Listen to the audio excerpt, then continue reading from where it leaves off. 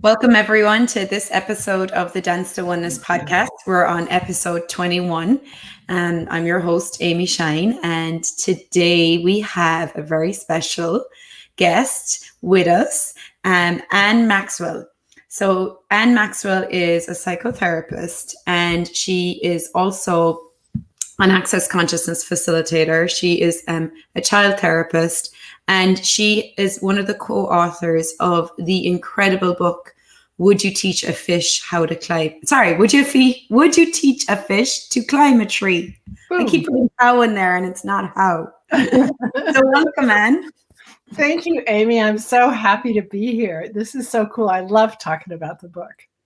So okay, if we have people listening and they have no idea, what does that mean? Would you teach a fish to climb a tree? Okay. So I've been a therapist. I've had a clinical practice for, this year it'll be 30 years since I graduated. And so I've had a clinical practice for 30 years, and my specialty has always been kids and families. And many of the kids that the misfits, the ones that look a little funny and they talk a little funny and they act a little weird, and they get labeled as nerds and like nerkies and all that kind of stuff. They're my favorites. I just love them. And they're different, and they're labeled and made to feel wrong and all kinds of stuff. So very long story, very short, was 12 years ago, I discovered access consciousness, and I met Gary Douglas 11 years ago. And at the first class that I took with him, he asked a question about these kids. He said about kids with ADD, ADHD, OCD, and autism. What if there's nothing wrong with them? What if they're just different? And I knew that this man was onto something, because I knew that too. They weren't wrong. They were just really different. And he said, what if we need to, many things, like what if we need to teach them the way they learn, not the way we think they should learn? And it just opened up so much of me. So he called me, 6-8 months later, maybe a year later, something. And he asked me if I would help him finish a book that he and Dr. Dain had started. And so the title of the book, Would You Teach a Fish to Climb a Tree, comes from an Albert Einstein quote, which is, everybody is a genius, but if you judge a fish by its ability to climb a tree, it will spend its whole life believing that it is stupid. Wow. I know. And welcome to the world of these kids, right? It's this book. And the second part of the title is a different take on kids with ADD, ADHD, OCD, and autism. And and so I was happy to help them finish up the book. I love that, Anne. That's so incredible. And so you obviously have worked with a lot of kids throughout your life, and even, in your journey with Access, you still continue to work with kids. Do you work with adults as well? I do. And that's a great question, Amy. When I was writing the book, Gary, I said yes, and then I froze for a month and didn't do anything. And then I called Gary and I said, okay, who's the audience for the book? And he said, anybody who has a kid, who works with them, who's a therapist, who's a teacher, who's a doctor, nurse, anybody who deals with these kids. And I said, okay. And so, 6-8 months later, the book was published. 10 months later, I can't remember. And the first email that I got was from a lady who said, Dear Anne, I'm a 75-year-old fish, and I read the book from cover to cover and didn't stop crying all the way through. I wish this had been around when I was growing up. And I just bawled. This is one of the very few times I've told that story without crying. But you just never know. So yes, it applies to absolutely everybody. And it's funny, I think as adults, we think that it's, we don't realize how much we are different. Right. And it usually tends to be the kids who are very different. It's their parents are also very different. Exactly. Those apples don't fall very far from those trees. Just saying. So a lot of times it's like, it's the parents go seek something different for their kids. But in the end, it's really the parents who require it. It's so true. And it, there was one, can I just, I think this part of this story is in the book, but about this one family, they all had varying degrees of these quote symptoms, but they were all in varying degrees, really, really different. They were brilliant. They all looked pretty quote normal. But the dad and they were twins, a boy and a girl, and they were kindergarten going into first grade. And the mom and the girl were much higher functioning socially than the dad and the little boy were. And the dad was brilliant. And, as an adult, you get to choose so much more of your life than you do as a kid.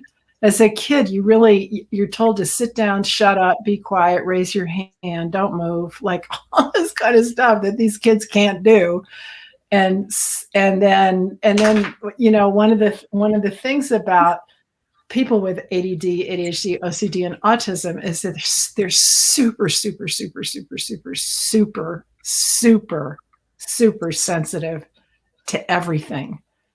To their environment, to other people, to sounds, to noises, to things that other people aren't even aware of. They're like that. And they're like radio towers, And so this little guy really had a hard time. So they went first day of first grade, they were really, really, really bright. And so where I was going with that is, as an adult, the dad, I think he was a coder or programmer or something for a tech company. And he was able to be in a little cubby sort of by himself and also work at home a little bit. And then when there were office parties, mostly they were outside, and he'd just go off by himself, But as a kid, you can't do that. And so these kids went into first grade. And after 3 days they would come home, and the little guy would throw a tantrum. The mom called me and she said, I'm not going to make it through this week, let alone 12 years of this. Like, I can't do this. I need some help. So she came in and I asked her a lot of questions. I said, here's the deal. I get that the teacher is a great school. And I said, I get the teachers really are going to want to help your kids. And so what they need from you is information about what works with them and what doesn't work. And it may be, I said, is he bored? Does he already know how to read? Does he already know how to do all that stuff? And she said, yeah. And so within a week, they both bumped up to second grade. And I think he is brilliant at math. I think he was doing basically fourth grade math.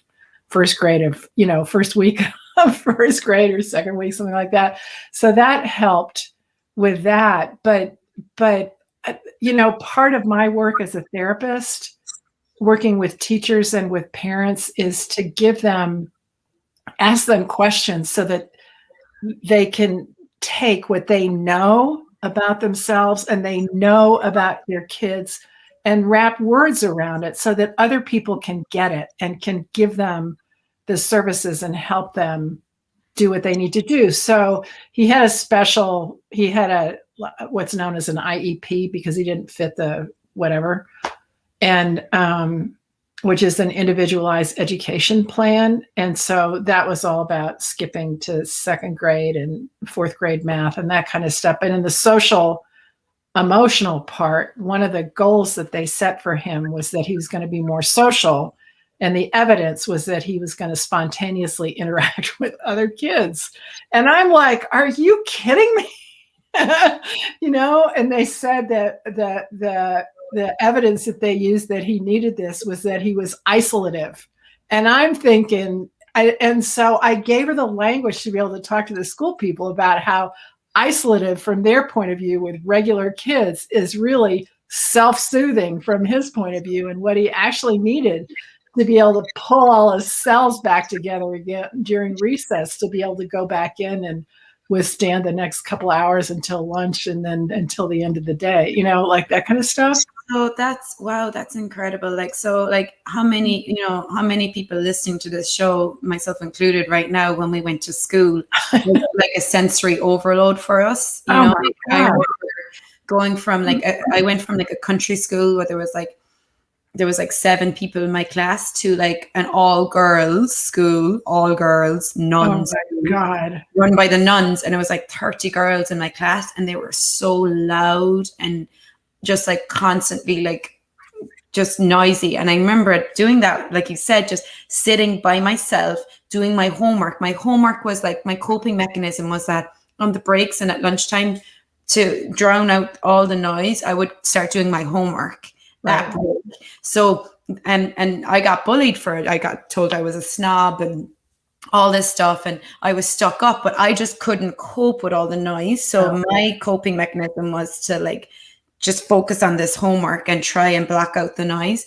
But it's so interesting, like that is like seen as being non-social, like, well, it's being isolative, and yes, exactly, and being uppity. I mean, that's another, or I don't know what the think being arrogant or thinking that you're too good to be with other people, when in fact it's a requirement in order for you to be able to make it through the day, And then what they do is they come home and they've managed to stay glued together during the school day that's like that, then they just fall apart when they walk in the house, and their parents are like, holy mackerel, where do we go here? So a lot of it is one of the things, the language of kids and the language of different kinds of kids is so different from the language of many adults. And then every field has a particular language. Like there's an education language, and then within education, there's a special ed language and a voc ed and a this, that, like all that kind of stuff. And then with kids, depending on what the ages are and stuff like that. And one of the things that I do in my practice is teach people the language of the other person that they're having some difficulties with, to teach each of them the language of the other one, so they can learn how to maneuver, get along like that. And what I do with the kids is teach them the language of these other people, and so that they don't take it so personally. So can I tell one more story? Yeah, please. Yeah. So one of my, in fact, I saw his daughter the other day, and he's now 18 or 19. We was working at Winter Park on this ski thing. But anyway, I just love this guy. I'm going to call him Danny. And his mom is amazing. And I would see Danny off and on whenever there was something that was sort of up in his world. And he would come in for like one session, maybe, or 2 sessions with his mom. And then he would disappear until there was another reason for him to come back. Brilliant, totally autistic, and pretty highly functioning, ADD or ADHD, also a super athlete. And so for purposes of this story, he was quarterback of a championship league football team when he was in the 7th and 8th grade. And in the 8th grade, 6 weeks after school started, he and his mom came in, and they were both, you could just tell they were both so mad at each other. They were like, Mom. And I said, what's up? And she goes, he's failing math. Well, he's brilliant at math, and he's always functioned a couple of grades above in math. And I started laughing, and he goes, not funny. And I said, Danny, what's going on? How come you're failing math? And he goes, my teacher hates me. And so we had a conversation, and this is a shorter version of the exchange, but this is one of those exchanges I wish I had a camera on, because it was just freaking awesome. I said, so tell me about your teacher. She hates me. Well, how can you tell? Because she's always telling me, blah, blah, blah. And I said, so are you different from your teacher? And he said, yes. And I said, does she think like you do? And he goes, no. And I said, are you quicker than your teacher? And he started to calm down a little bit. And he said, oh, and the deal is that you can't play in a league if you're failing a subject. Yeah. And he was failing math. So that was, I mean, he really had some skin in this game because he wanted to play. So, are you quicker than she is? Yes. And I said, can you learn just by reading the book and, learning on your own, everything that she's trying to teach you? And he goes, yeah. And I said, so what if your teacher wants to be a good teacher and do a good job, and she doesn't know how you function? She doesn't know about you, and she can't, because she just can't. She's not like you. And he didn't say anything. And I said, what if you can pretend to be who she wants you to be without becoming that? Right? So what is it that she is going to need from you in order to give you a passing grade? And he didn't say anything. And I said, how are you handing in your assignments? Are you handing them in a way that she's asking for them? Or are you handing them in a way that you figured it all out? And he nodded his head at that. And I said, well, can you translate into what she's asking for? And he sort of looked at me, and I said, here's the deal, Danny. Don't ever become somebody that you're not, ever, no matter who the other person is who seems to be asking you to be that. But it's really okay for you to pretend to be who they want you to be if it's going to make your life easier for you. And he said, can I do that? I said, I don't know, can you? So 2 weeks later, his mom called me back and said, thank you.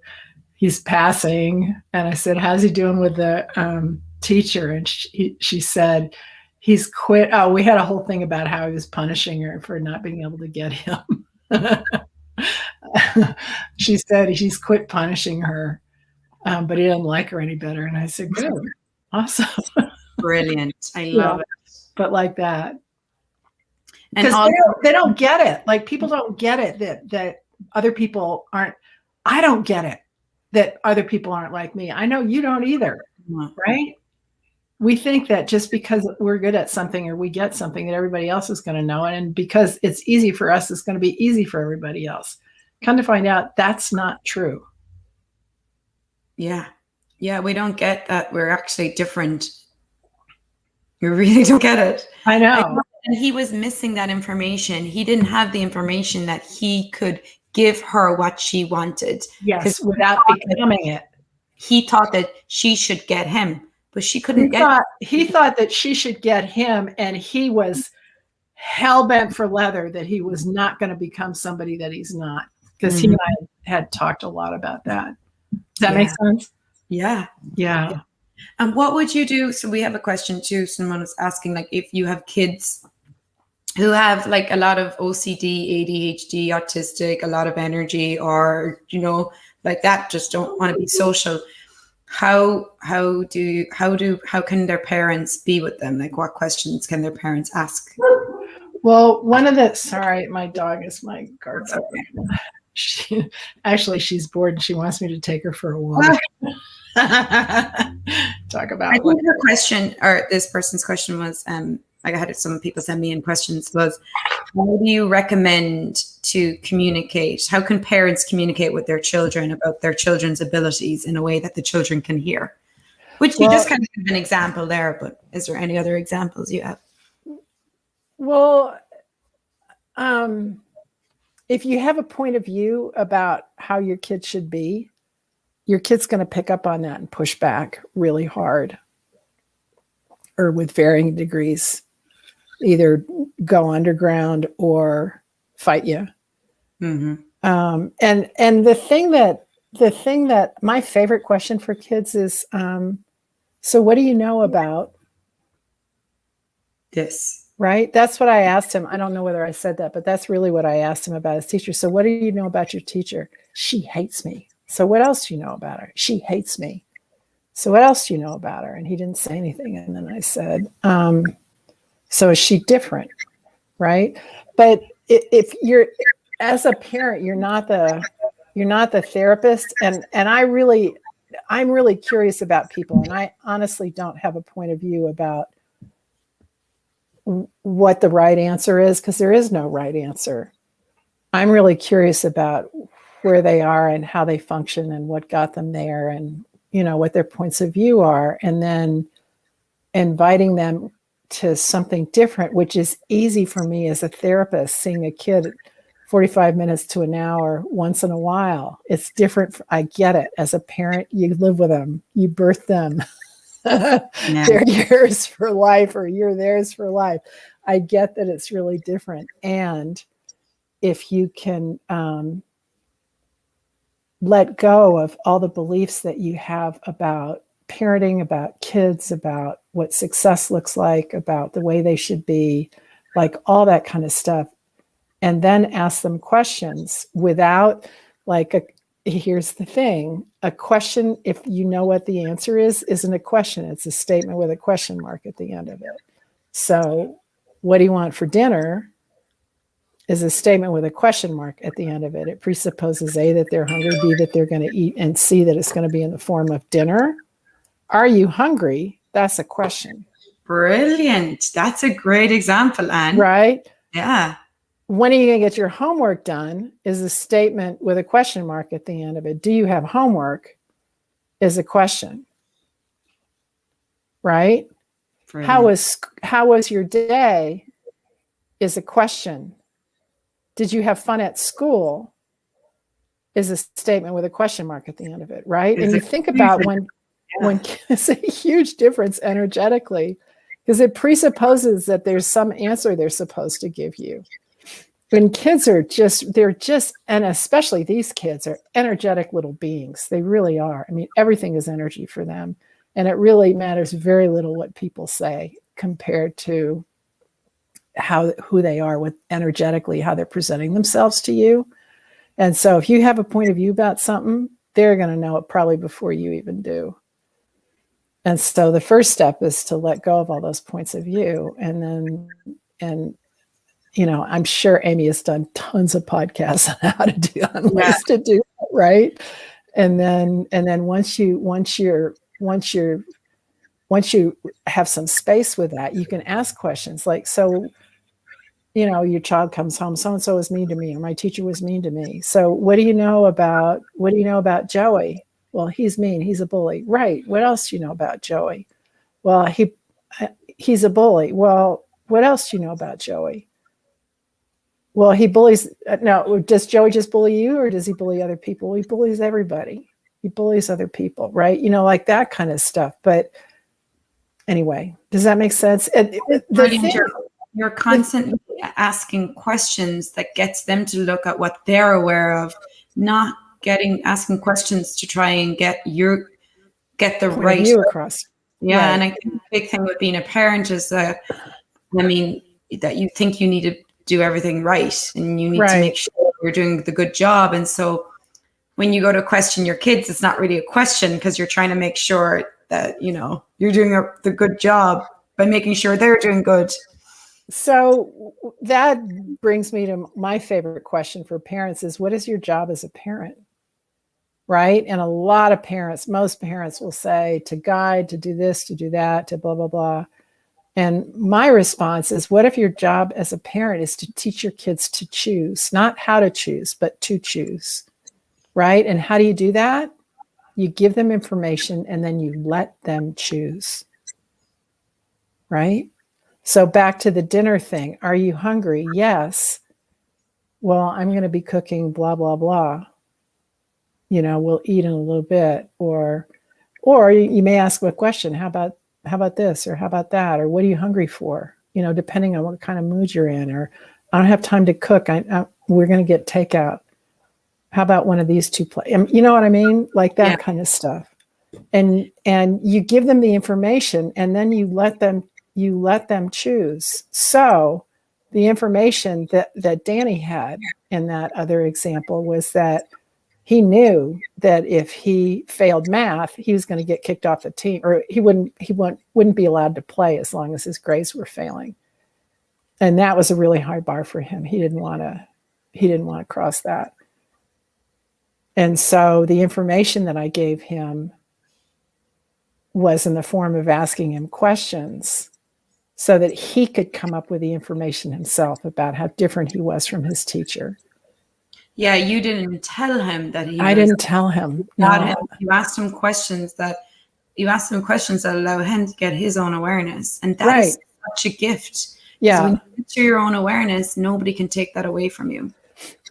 And I didn't know what he was going to say and all that. I had a sense. I mean, Yeah. you get sort of a sniff, you know that. Yeah. You get an idea about where people are headed, but a lot of times they'll surprise me.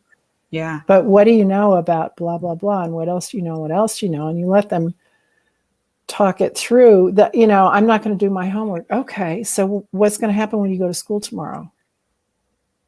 Nothing. Okay. And walk away, Let them be that most kids don't want to fail. And this is such a weird year with COVID and all that, with kids being at home for a lot of it or housebound.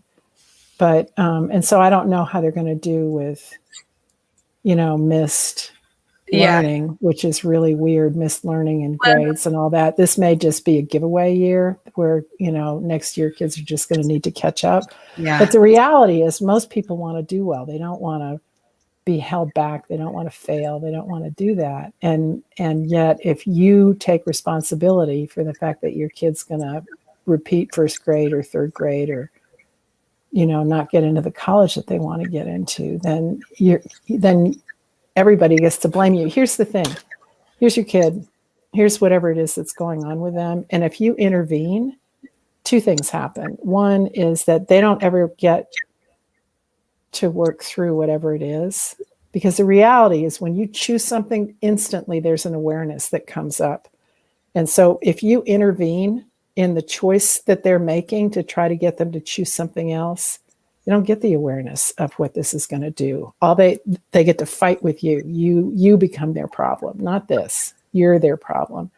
And then by assuming that role of being the problem, when in fact you're not, you take yourself out of being the parent resource that kids turn to when they're in trouble, when they need some help, right? Because they can't go to you for help because there you are right in their face. Yeah. Right? And that's pretty common. It's huge. Yeah, it is. And so one last story. Yeah. And I have a question too, but go for your story. Okay. So just a really quick story. Kids of all ages can choose. They can. So a friend of Amy's and mine. No. They can. So a friend of ours. What about a 3-year-old? Okay, this is a year and a half old. Okay, so friend of Amy's and mine, her son was a year and a half, and lot of family get-togethers in Colorado, outdoor grill, family around, barbecue, like that kind of stuff. And the first weekend that this happened, that the family got together, this little guy would run towards the grill, acting like he was gonna. He's pretty athletic, but run towards the grill, acting like he was going to touch it. And his mom screamed at him, "No, don't do that. No, don't do that." And I saw her at class a couple of days later, and she said she was almost in tears. She said she cried the whole afternoon, and they had to leave early because it was so awful because he wouldn't stop. And I said, "Here's the deal, hon. Give him the information and then let him choose." And she said, "What do you mean?" And I said, "So take his hand. Next time you guys have a cookout, make sure that the grill is really hot before you get there, and take his hand right up to the grill. Don't touch the grill, but let him feel the heat, and say to him, if you touch this, big owie, big owie. And if you touch it, I'm going to have to take you to the doctor. And you know how much it hurts when you get a shot." And I said, "You can make up whatever you want to make up about how awful it's going to be at the doctor and how much it's going to hurt." And then you walk away. You just leave it at that. And I said, "If he called you, are you willing to take him to the ER if he calls your bluff?" And she said, "I don't know." And I said, "All right, we'll consider it." So she called me back after the second weekend that they did this. And she said she did everything that we talked about and took his hand up and then turned back and was talking with some friends. And literally a nanosecond later, he goes, "Mom!" And he's a cutie little guy, you know, he's smiling at her with his hand out like that, like he's going to run over to the grill and touch it. And she said, it's the hardest thing I'd ever done as a parent up until that point. I just shrugged my shoulders like this and I walked away. And she said he never did it again. Wow. He was testing her. 1.5 years. Choice creates awareness. It doesn't matter how old they are. They get it. So, yeah. That takes you letting go of control, though, as a parent. Just a little bit. Just a tad. So, Anne, I have a question before we finish. Yeah, so, what would be like one of the biggest myths you have found in with dealing with kids with OCD, ADD, ADHD? Like, what's one of the biggest lies? Well, that there's something wrong with them, right? There's nothing wrong with them. They're just different, right? They function differently. They don't think the same way. They don't emote the same way. They don't socialize the same way. They're just different. There's nothing wrong with them. And so many of them are so brilliant. And I think the real travesty is because they're diagnosed and given meds and that kind of stuff, they think there's something so terribly wrong with them. Mm-hmm. And they spend so much of their lives trying to make up for that or hide that or not be that or whatever, when in fact they're just different. They're just brilliant. Okay, this is my last little thing. So I think she was 8 years old. She's just a cutie with this bright blonde hair and bright blue eyes. And she was just a pistol, you know, couldn't keep her mouth shut, just brilliant, skinny little thing. And she came in because she didn't have any friends, or the friends that she wanted to be friends with wouldn't be friends with her. Maybe she was 9. That's sort of a 9-year-old thing. And she said, I just want to be like them. And I said to her, here's the news, my darling. You're not like that. You have never been like them. You're not like them now, and you will never be like them. So get over your sorry, sad self and be who you are and have some fun. And she started laughing, but it's really true, you know, like just to, and then you can help them with how to make a friend and how to do this kind of stuff. But when kids feel good about who they are, they tend not to attract people who think there's something wrong with them. If kids think there's something wrong with them, they attract bullies and they attract people who are mean. Wow, that's brilliant. That's a meme. If kids like who they are, then they won't attract people who think. Typically, they don't attract people who are mean to them. And so, and last question, like, what do you see? What would you like to see as the world in the future? Big question, I know. But like, what do you see as possible as the world we could have where we're not medicating, where there's a different possibility of medication? For some, I'm not against medication. I really don't have a position on medication. And for some kids, some medication for some periods of time is a kindness to them. It's really easy. So it's really on a case-by-case and incident-by-incident basis, and something that parents and kids and doctors need to make on their own. And that's a great thing to also recognize, because I think what we do is we take positions. So you either have people who are for medication or against medication. So then, you know, you have the families who are like so against medication that they won't actually look at what you just said, like sometimes it may be kind. And but it doesn't have to be the answer. So like, if you didn't align and agree or resist and react, like what would be possible? Right. You have to ask, what's this going to create? And ask the body too. Ask the kid's body and ask the kid to ask their body. Great tool. And what would it be like if we lived in a world where our difference was celebrated? Wouldn't it be amazing? Like this polarity, this world of polarity that we're living in right now is just bone-crushingly awful if I spend time thinking how awful it is. But when I do stuff like this, like talk with you about how amazing these kids are, and do the stuff that I love to do, somehow there is magic. There are changes that are possible, and it doesn't look like what we think it's going to look like. And it is happening. Like, people everywhere are waking up to the capacities and abilities their kids have. And like, I hear it way more now than I did 20 years ago, like, oh, my kid is like got these capacities. My kid is right. Superpowers. You hear about superpowers in the news. So-and-so is a superpower. It's like, yeah. And I just want to invite anyone who's listening, if you haven't, if this is a topic that's reaching out to you, go to Anne Maxwell's website. I put in the link here. It's www.annemaxwellcsw. LCSW is 3 L's, 2 L's for Maxwell and 1 for LCSW. Yeah. And her book is on our website. It's also on Amazon. It's on the Access Consciousness website. Yeah. Would you teach a fish to climb a tree? And it's translated in many languages. Yep. So it's an incredible, it's not just a book you read once, it's a resource. Like all the tools are in that book. And you also teach it as a class, right? You do a class. I do. I haven't done a fish class for a while. It just got translated into Spanish and into Turkish. So I think I may, and especially with the lifting of stuff in this country, I may travel again. Who knows? And Anne also has a website, and on her website you can book a session with her. She works with kids, she works with families, she works with adults. You can book private sessions with her. She's got lots of online classes. She does amazing classes with gaslighting, with all different types of topics. So check her stuff out. She's incredible.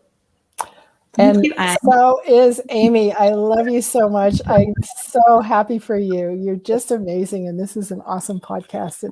And I love the title, The Dance to Oneness. God, that's such an Amy thing. That's just perfect. Thank you so much, Anne. Well, thanks for joining me. Thanks everyone for watching. If you have any questions from this show, you can find Anne on Facebook. Where else can they find you? Her website. So yeah, Instagram, like all that kind of stuff. Yeah. Amazing. Thanks, everyone. Thank you.